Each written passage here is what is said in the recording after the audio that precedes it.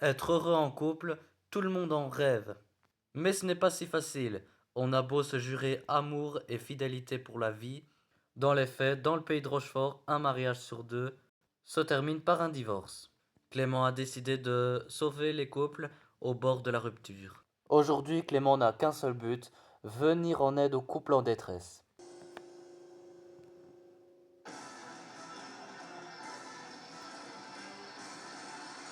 Bonjour, aujourd'hui je suis à Saint-Cloud, au banlieue sud de Rochefort.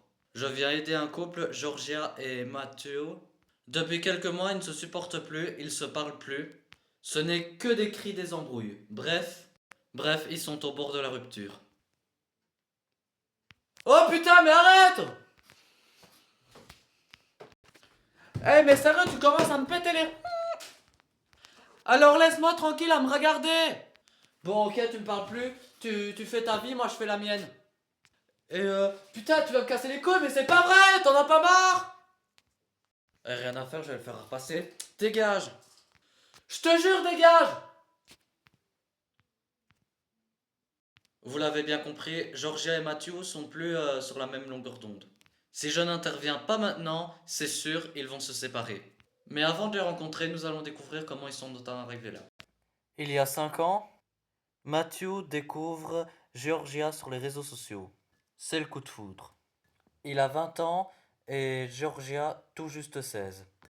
Il décide aussitôt d'engager la conversation. Un an après, ce jeune couple décide de s'installer ensemble. De cet amour naîtra le petit Guénolé en 2038. Mais le bonheur est de courte durée. Depuis la naissance de Guénolé, des tristes événements font basculer leur quotidien et les éloignent petit à petit l'un des autres.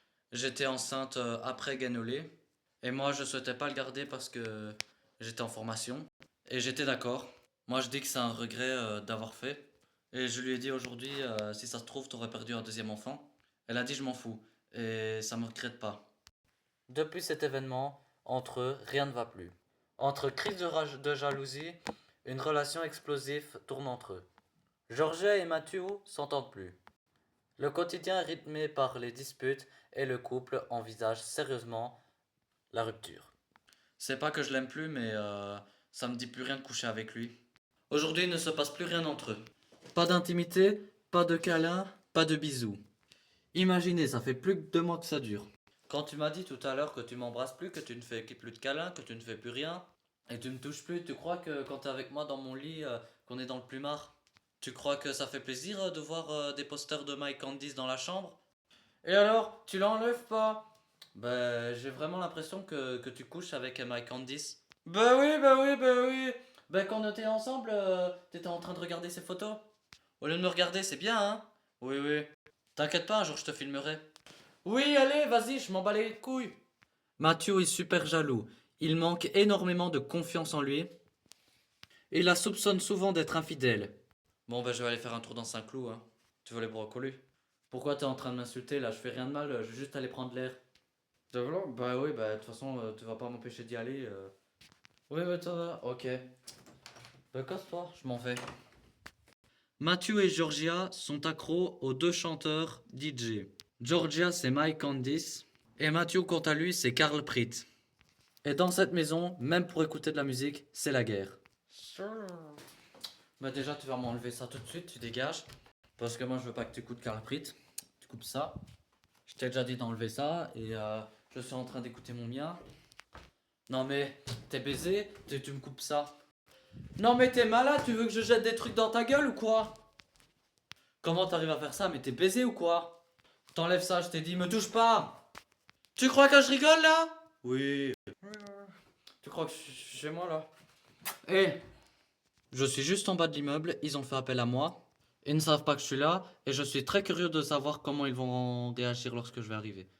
Pourquoi hier j'ai pleuré et j'ai tapé un coup de poing dans la porte? Oui, allez. C'est pour éviter de te taper sur la gueule, hein. En même temps, c'est vexant ce que tu me dis. Rien qu'à la parole, t'aurais pas dû de faire des trucs comme ça. À la parole? Tu vas voir, je vais me barrer, je prends toutes mes affaires, je vais me barrer. T'es en train de me saouler là. Ouais, parce que t'es vexé. Ferme-la. Bonjour, c'est Clément. Ça va? Oui, ça va. Bonjour. Clément, Georgia, ça va? Non. Vous pouvez couper le portable, s'il vous plaît, merci. Bon, qu'est-ce que je viens faire ici? Vous m'avez appelé par rapport à notre couple, oui. Parce que j'en ai marre de me faire mordre, j'en ai marre de me prendre des tartes, d'accord. Parce qu'il y aura un jour où j'en ai marre, je vais taper une crise, elle va s'en prendre une. On va éviter, hein, frapper une femme. Ouais, toi, tu me dis que tu me tapes, tu peux pas te la fermer aussi? Je suis pas atteint. C'est bon.